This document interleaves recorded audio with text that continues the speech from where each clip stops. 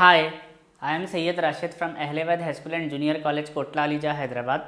You are watching our YouTube channel Ahlewad High School and Junior College. Welcome to my video to all students as well as viewers. Today just we are moving one of the last topics of our chapter class 8, okay, like physics and chemistry, and as you know the name of the chapter is friction, and our today's topic is like you can see on the heading on the board. Now our first topic is understand the principle of ball bearing. What is ball bearing and what is the principle behind this? For that, listen carefully.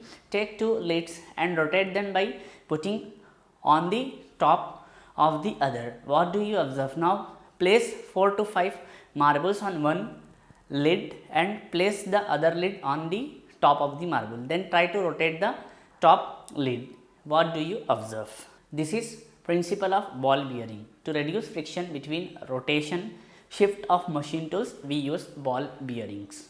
Okay, all the student and viewer, you might have listened the thing what I have read in English language.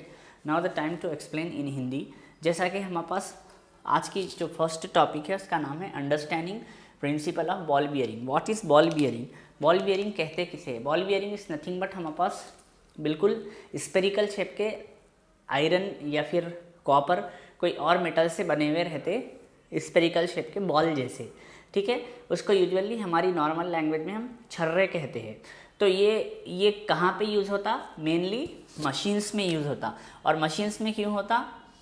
क्योंकि इसके अंदर आपको जो friction होता है उसको reduce करना है, इसी के लिए हमको मशीन्स में यूज़ होता. और आपको पता ही होगा इफ़ यू आर आपके पास बाईसाइकिल है या बाइक है तो उसके अंदर भी आपको बॉल बियरिंग रहता है, तो इसी को हम बॉल बियरिंग कहते हैं. तो बहुत आसान टॉपिक है.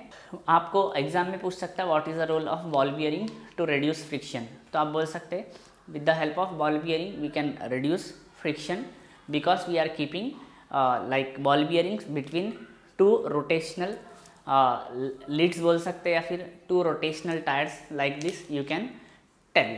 तो ये आपको बहुत एक छोटी सी टॉपिक है और आसान है. नेक्स्ट टॉपिक है observing fluid friction.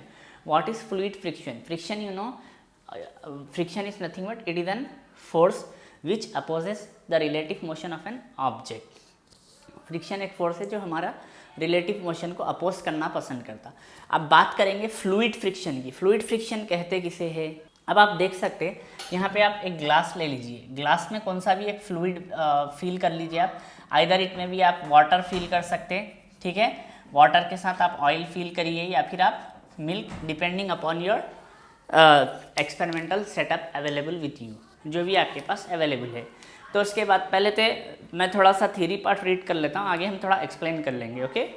Take a glass of water and stir it with spoon. You know that water rings around an axis. Stop stirring and see what happen. You may notice that wrinkling spread of water gradually decrease. After some time the water stops wrinkling and comes to the stable state. Which force is responsible for stopping the rotation of water? The friction force between the liquid layers and between the liquid surfaces, that is contact with glass surface, are responsible for stopping the rotation of water. तो देखिए अब यहाँ पे आप क्या करना है. अभी जो मैंने रीड किया था आप सुने होंगे. तो सब में पहले जैसा मैं अभी आपको बता रहा था, एक ग्लास में वाटर ले लेके आप क्या करिए, स्पून से इसको स्टीर करिए, ठीक है. फुल स्टीर करके छोड़ दीजिए. छोड़ते ही आपको पता होगा जब इनिशियली आप स्टीर करते हो तो उसके अंदर रिंकल्स आएंगे, यानी कि उसके अंदर वेव्स जैसा फॉर्म होते हैं, कुछ इस तरीके से फॉर्म होते हैं. जैसा ही आपने स्टॉप कर दिया, आप स्टीर करना, हिलाना, तो उसके अंदर वेव्स रुक जाते. तो कौन सा फोर्स है उसको? तो यहाँ पे हम से ये बोल सकते हैं similarly water and other liquids exert force of friction when object moves through them.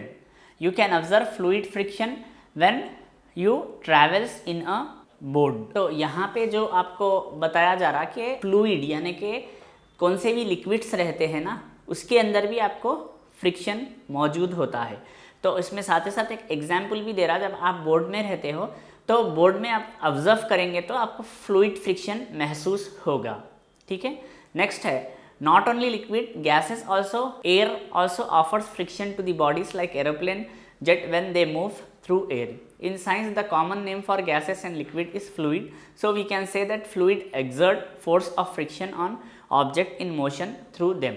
The friction force exerted by fluid is also called as drag. हमारे साइंस में गैसेस और लिक्विड को दोनों ही को मिला के हम क्या बोलेंगे, FLUID, फ्लूइड कहते हैं। तो आपको ना ही यानी कि लिक्विड्स बल्कि गैसेस के अंदर भी फ्रिक्शन मौजूद रहता। अब और एक वर्ड आया है यहाँ पे जिसका नाम है ड्रैग, DRAG। अक्सर पूछता आपके एग्जाम में, कभी पूछते रहता व्हाट इज ड्रैग बोल के। तो आंसर सिर्फ एक लाइन का है, the frictional force exerted by fluid is called drag. समझ नहीं आया, स्क्रीन पे लगा देता हूँ यहाँ पे। The frictional force exerted by fluid is also called drag. Next है, अब यहाँ पे एक सवाल पूछता हूँ मैं आपको, एरोप्लेन का जो शेप है वो इस तरीके से क्यों बने हुआ नहीं रहता? क्योंकि बस सिमिलरली कुछ इस तरीके से रहती, वेराज आपको एरोप्लेन कुछ इस तरीके से बने भी रहना है। ठीक है, ऐसा ही रहेगा ना, उसका बीच का सामने का पार्ट ऐसा रहेगा, फिर बीच में ब्रॉड, फिर पीछे भी छोटा रहता। रीज़न, तो रीज़न ये है कि जो एयर के अंदर जो फ्रिक्शन रहता है उसको यानी कि कंट्रोल करने के लिए एरोप्लेन कुछ इस तरीके से डिज़ाइन किया जाता। तो ये हो गया हमारा ऑब्जर्विंग फ्लूइड फ्रिक्शन। तो ऑब्जर्विंग फ्लूइड फ्रिक्शन का मेन कंक्लूजन ले तो एक तो ड्रैग है, ड्रैग कहते हैं the frictional force exerted by fluid is called drag. Second है fluid also, fluid is nothing but gases and liquid. First fluid किसे कहते हैं, जो लिक्विड और गैस रहता है उसको फ्लूइड बोलते हैं। फ्लूइड ऑल्सो एक्सर्ट फ्रिक्शन, इस तरीके का एग्जाम्पल बोलते हो आप, ये जो अभी मैं एक्टिविटी जैसा आपको कराया था दे सकते, और एक एग्जाम्पल आप एरोप्लेन का ले सकते। अब मैं आपको ये बोलूँगा कि identifying the factors influence the fluid friction. Fluid friction को कौन से फैक्टर्स है जो इन्फ्लुएंस कर सकते हैं? इन्फ्लुएंस यानी उसके फ्रिक्शन को कम कर देना या बढ़ा देना। इजंट इट, आ रहा समझने? तो listen carefully. Take a tube of water, try to move your hand in the water in the direction of stretch fingers up and down. Now try to move your hand in the direction perpendicular to the plane of the hand to and fro. In which orientation of hand do you experience more drag? Why? Frictional force on the object in fluid depends on its speed with respect to the fluid, on the shape of the object and on the nature of the fluid. ये जो influence है हमारा, ठीक है, जो friction force पे है वो क्या क्या चीज़ पे रहेगा? एक रहेगा स्पीड, ठीक है, और एक रहेगा शेप ऑफ ऑब्जेक्ट, यानी कि speed of object, shape of object है, एंड डायरेक्शन भी यहाँ पे मैटर करता। ठीक है, DIRECTION, ये तीन चीज़ों के ऊपर आपको मैटर करेगा हमारा फ्लूइड फ्रिक्शन। तो जैसा कि अगर आपको हवा तेज़ चल रही, इस डायरेक्शन में चल रही, तो आप इस डायरेक्शन में जाना चाहेंगे तो क्या होता, आपका फ्रिक्शन अच्छा बढ़ जाता, क्योंकि आप हवा के ऑपोजिट डायरेक्शन में जाना चाह रहे हैं। वो जो डायरेक्शन में हवा के आप जाना चाह रहे हैं, आपका फ्रिक्शन घट जाता है, यानी डिक्रीज हो जाता।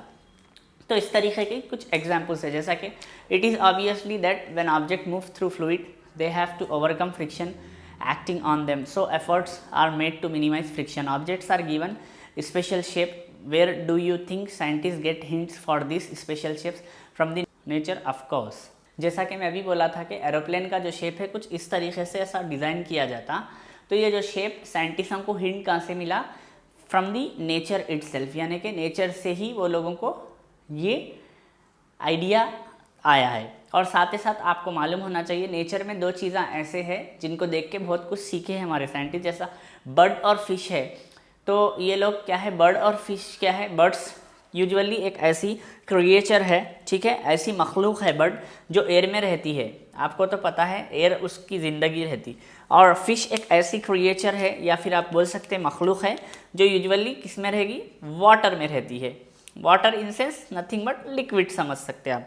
तो इनको देख के आपको कई सारे डिज़ाइंस हुए, जैसा कि हमारे बोट्स का भी शेप आपको पता होना चाहिए। बोट कभी भी ऐसा फ्लैट नहीं बनाते हैं, बोट के शेप को भी कभी भी कुछ इस तरीके से बनाते। Look at the figure carefully, कुछ इस तरीके से बोट के शेप को बनाया जाएगा, because of this reason only. Now our lesson is completely done with this activity number 11। हमारा लेसन पूरा कंप्लीट हो गया एक्टिविटी 11 से। अब आपको करना क्या है, जितना भी मैं पढ़ाया उसके ऊपर 1 से 2 खुद लेक्चर्स देखिए, उसमें मैक्सिमम आंसर है। दूसरी चीज़ रीडर रिफ़र कीजिए। तीसरी चीज़ आपको कुछ डाउट्स वगैरह है तो आप मेरे से पूछ सकते। और ये तीनों से भी इम्पॉर्टेंट एक और चीज़ है इसके ऊपर, वो क्या है बोलो?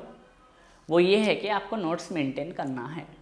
आ रहा समझने। So that's all about our today's session और today's lesson, but I like to give few things related to our lesson. तो ये लेसन यूजुअली स्टार्ट करे थे हम एक छोटी सी एक्टिविटी बताया था टेबल पे बुक रख के, फिर उसके बाद हमने वेरिएशन देखा था, फ्रिक्शन कैसा वेरीज होता, फिर उसके बाद एरिया ऑफ कॉन्टैक्ट फ्रिक्शन से क्या यानी कि इम्पैक्ट करता, उसके बारे में पढ़े थे। फिर होते होते हम अलग अलग टॉपिक्स पढ़ते हुए आज की टॉपिक पे आए, तो हमारा लेसन यहाँ पे ख़त्म हुआ। So that's all about our today's session and today's lesson. You are watching Ahlebaid high school and junior college YouTube channel. I am Syed Rashid, physics teacher and lecturer in this organization. Take care, have a great time. Thank you.